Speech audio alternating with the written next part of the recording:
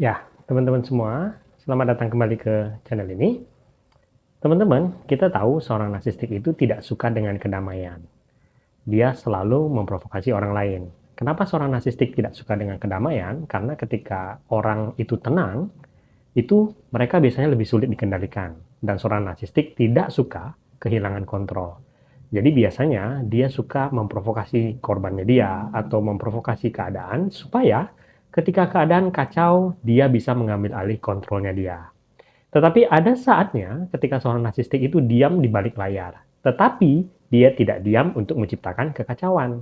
Karena itu seorang narsistik suka mengadu domba orang lain dan dia berada di belakang layar dan menikmati hal tersebut. Terutama biasanya kita tahu ini adalah seorang cover narsistik. Ketika seorang narsistik berada di belakang layar, dia mengadu domba orang lain, dia merasa punya kekuatan di situ. Dia merasa terhibur. Dia merasa bahwa dia bisa mengendalikan orang lain dan dia tidak diketahui keberadaannya.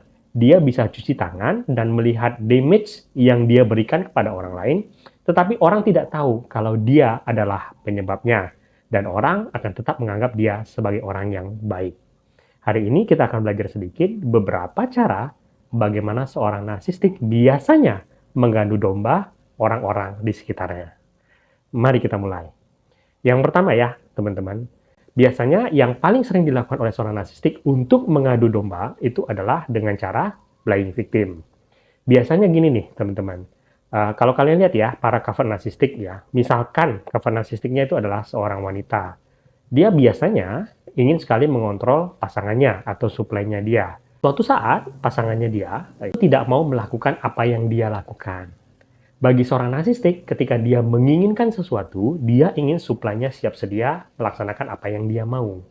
Nah, ketika misalnya nih ya, cover narsistiknya itu adalah seorang wanita, dan ya prianya itu misalnya sedang tidak ingin melakukan apapun yang dia perintahkan.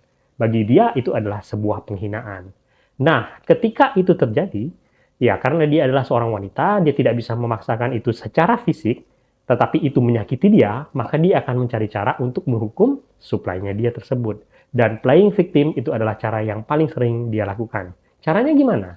Ketika misalnya pasangan dia itu tidak melakukan apa yang dia mau, dia tidak akan memaksa suplainya melakukan hal tersebut. Tetapi dia kemudian akan membuat sebuah cerita yang dia ceritakan kepada orang lain yang sekiranya masih berurusan dengan mereka ataupun punya kedekatan emosional dengan mereka.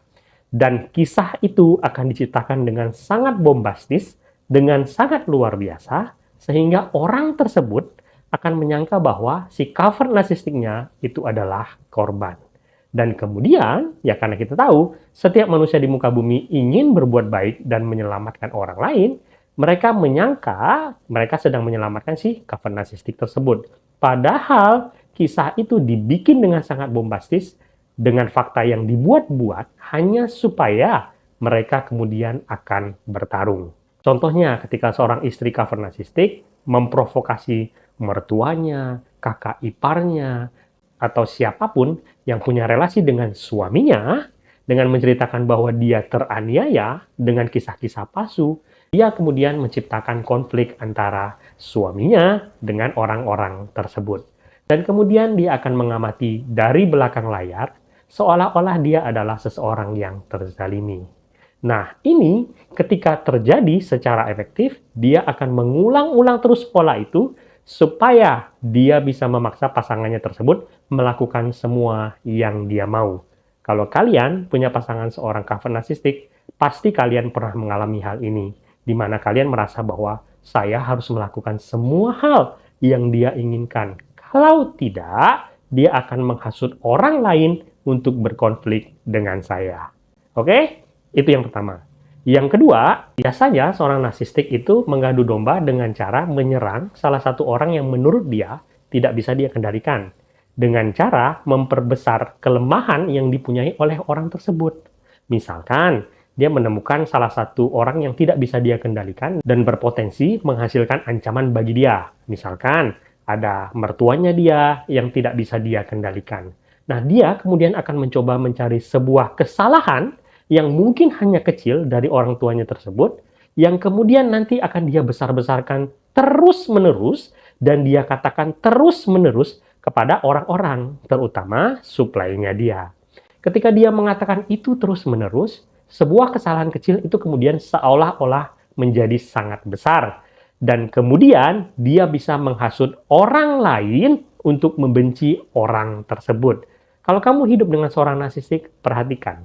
Terkadang dia menarget salah satu orang dan terus membicarakan kesalahan yang sama terus-menerus hanya supaya dia bisa menghancurkan kredibilitas orang tersebut, dan kamu mungkin saja tanpa sadar terhasut untuk berkonflik dengan orang tersebut karena kamu merasa orang tersebut sebegitu jahatnya akibat provokasi yang dilakukan oleh si narsistik tersebut. Yang ketiga, sebuah adu domba itu juga bisa dilakukan oleh seorang overt narsistik dengan cara mengintimidasi salah satu orang yang dia targetkan. Ini biasanya tuh gini nih, teman-teman. Overt narsistiknya itu adalah seseorang yang powerful, ya, alias dia itu ditakuti oleh banyak orang. Nah, dia nggak suka nih sama salah satu orang yang menurut dia ancaman bagi dia. Nah, orang tersebut bisa saja seseorang yang lemah. Kemudian, dia akan mengintimidasi orang tersebut terus-menerus. Dia menyerang orang tersebut terus-menerus. Nah, orang lain yang takut kepada si overt narsistik tersebut, karena mereka takut kalau mereka tidak memihak kepada si narsistiknya, mereka akan menjadi target berikutnya. Nah, sehingga ketika si overt narsistik itu menghasut mereka untuk menyerang orang tersebut, mereka merasa tidak punya pilihan lain.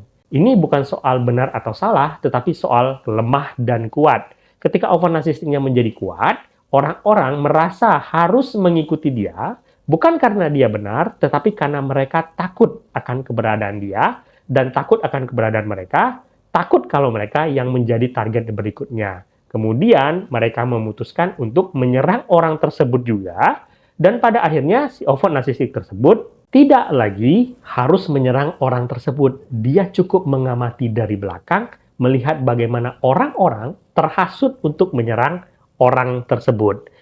Orang-orang tersebut padahal sebenarnya mungkin saja tidak punya masalah dengan targetnya itu. Tetapi karena mereka takut terhadap overt narsistik tersebut, mereka kemudian ikut menyerang orang tersebut dan menjadikan orang tersebut target. Dan yang terakhir teman-teman, seorang narsistik itu juga bisa menciptakan adu domba ya ketika dia berusaha meminta dukungan dari orang-orang terdekatnya dan menanamkan rasa bersalah kepada mereka. Ini paling gampangnya tuh gini nih. Kalau misalnya seorang narsistik itu menciptakan konflik yang sebenarnya tidak ada. Dia menciptakan konflik yang dibuat-buat yang sebenarnya itu adalah kesalahannya dia. Karena seorang narsistik itu kan suka konflik. Kemudian ketika dia menciptakan konflik tersebut dengan orang tersebut, dia kemudian akan meminta dukungan kepada orang-orang terdekatnya dia. Dan dia menggunakan alasan bahwa, bukankah kamu orang-orang terdekatku? Kamu harusnya mendukung aku. Apakah kamu akan membiarkan saja saya tersiksa seperti ini dan diserang seperti ini? Padahal dia yang menciptakan konflik, dan mungkin saja dia yang melakukan kesalahan dalam konflik tersebut. Tetapi dia menanamkan rasa bersalah kepada orang-orang terdekatnya dia. Kalau mereka tidak membantu dia, artinya mereka melakukan kesalahan dan bukan orang-orang baik kepada dia. Nah, dengan menanamkan rasa bersalah ini, dia kemudian bisa memaksa orang-orang tersebut untuk menyerang orang yang berkonflik dengan si narsistik. Dan kemudian ini akan diulang terus-menerus setiap kali si narsistik menciptakan konflik dengan orang-orang yang dia target. Dan pada saat itulah, dia akan mengulang pola tersebut, dan kemudian dia cukup berada di belakang layar dan mengerahkan orang-orang di sekitar dia yang merasa bersalah karena tidak membantu dia. Padahal, sumber masalah sebenarnya adalah si narsistik. Sebagai penutup, teman-teman ingatlah, seorang narsistik itu suka konflik dan drama. Walaupun kadang-kadang mereka tidak jadi pelakunya, mereka tetap senang melihat orang-orang berkonflik dan berdrama. Mereka merasa punya perasaan berkuasa ketika mereka bisa menggerakkan orang lain untuk berkonflik. Seorang narsistik menggunakan berbagai teknik manipulatif untuk menciptakan konflik di antara orang-orang, tetapi sekaligus menyamarkan sehingga seolah-olah dia tidak ada hubungannya dengan itu semua. Sehingga ketika mereka semua berkonflik, dia bisa berkata bahwa itu semua tidak ada hubungannya dengan aku. Itu adalah gambaran betapa berbahayanya seorang narsistik ketika mengadu domba. Semoga video ini berguna. Sampai jumpa di video selanjutnya.